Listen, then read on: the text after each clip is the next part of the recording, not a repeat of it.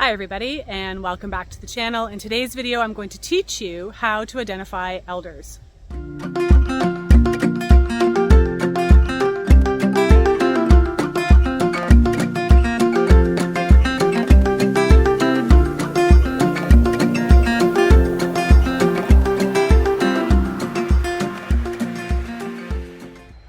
I'm outside by one of my many elders that I am lucky enough to have planted on the property, and I thought this would be a great opportunity to show you what the plant looks like, so that way if you are trying to harvest your elderberries or elderflowers in the wild, you know what you're looking for.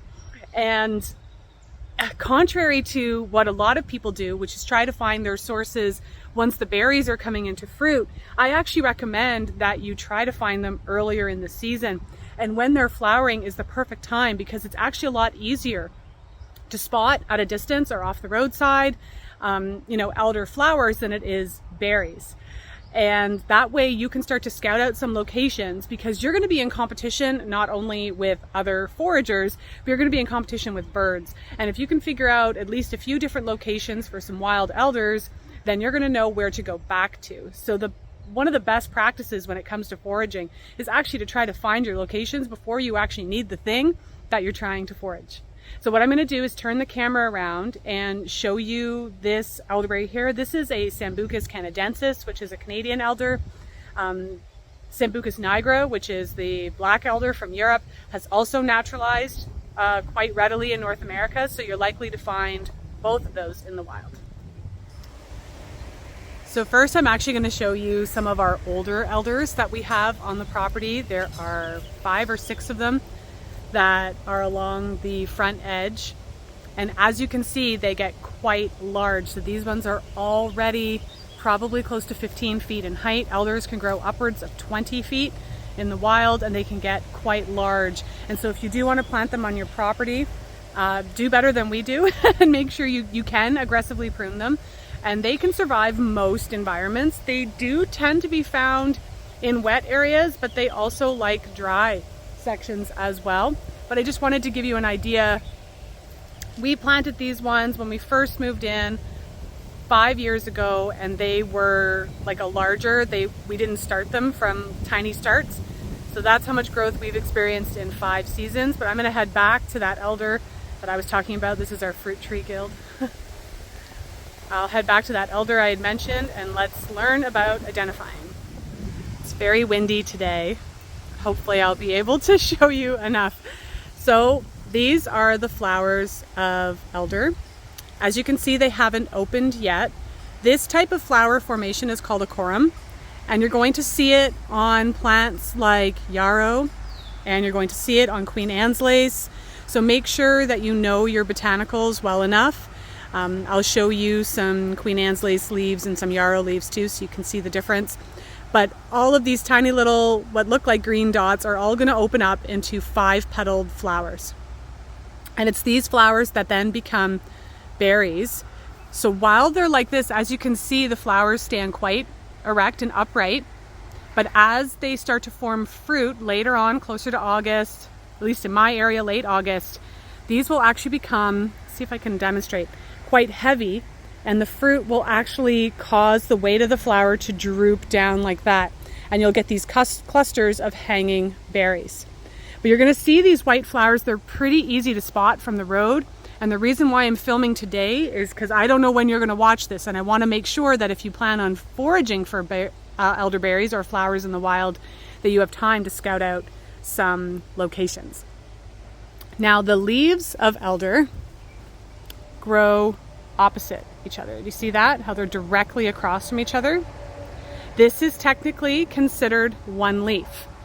You are going to see them with either 5 leaflets or 7. 7 is the most common. Rarely you may see it with 9 leaflets, but technically this is all considered one leaf. They will grow opposite each other, just like that. Okay, so if they're alternating up and down the stem, you've got the wrong plant. Now the individual leaflets, as you can see, do have a toothed margin, an edge, which is something else you'd be looking for. They're not smooth. They do have teeth on there. So again, you're looking for that pinnate leaf that forms anywhere from 5 to 7 leaflets, sometimes 9 in the wild, depending on the size of the tree. You're looking for this corym of white flowers. The individual flowers will have 5 petals. You'll also notice that elders tend to be pollinated by flies. So if there's a lot of flies buzzing around too, that's a good indicator.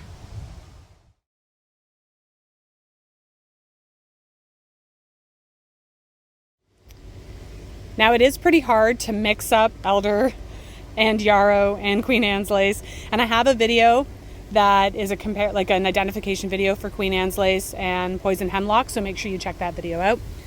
But I'm showing it just for completeness sake. So right here, it's not even close to producing a flower yet, is a Queen Anne's lace. And if you've ever grown carrots before, you're gonna be like, Corrine, that looks like a carrot leaf. And yeah, you're right, it looks like a carrot leaf.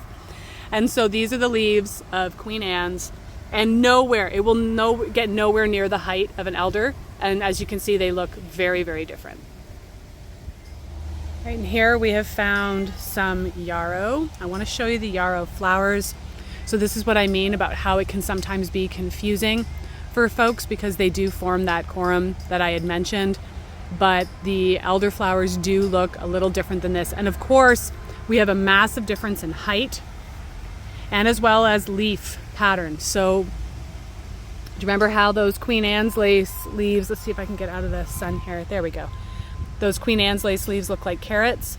The yarrow leaves look more like a fern.